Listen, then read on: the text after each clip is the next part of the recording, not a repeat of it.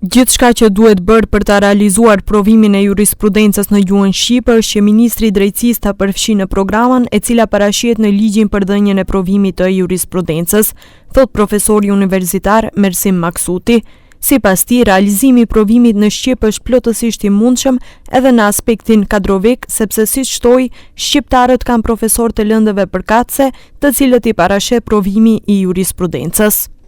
Kjo do me thonë, pra Ministri është kompetencë të tij me organizon krejt procedurën e organizimit të dhënies së provimit të jurisprudencës, që siç thash, as pak nuk është fare pengesë ose deficit kuadri shqiptar, sepse të gjitha provimet përkatëse ne kemi profesorët të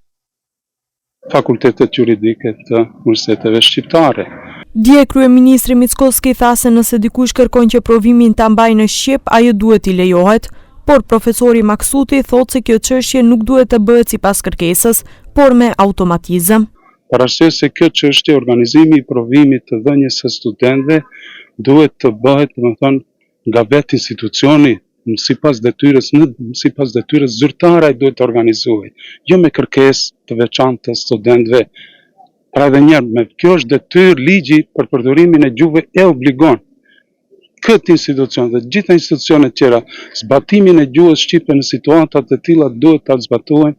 në bazë të detyrës zyrtare vetë nga vetë institucioni, jo me kërkesë të studentëve. Maksuti kritikoi edhe ministrat e kaluar, të cilët siç tha, ndonse kanë pasur bazë ligjore, nuk e kanë vendosur këtë çështje në praktik. Kjo një vërejtje për ministrat tanë shqiptarë në të kaluarën, krejtësisht ka qenë kompetencë të tyre, nuk kanë arritë ta bëjnë në praktik të zbatojnë gjuhën shqipe, një çështje shumë thjesht për të organizuar,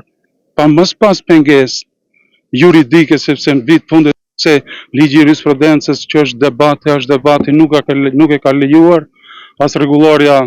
e Ministrisë së Drejtësisë, por vetë fakti se ekziston ligji i gjuhës shqipe, domethënë ligji i përdorimit të gjuhës, ka qenë bazë e mjaftueshme që dhe jo vetëm provimi i jurisprudencës, sipas Maksutit duhet të zgjidhen edhe shumë provime tjera që duhet të jepen në shqip. Ai përmendi shembuj në shëndetësi kur jepen licencat për stomatolog, fizioterapeut e tjerë, por edhe atë në ekonomi si licencat për revizor ose licencat për drejtor, që sipas tij duhet të rregullohen që të jepen në shqip.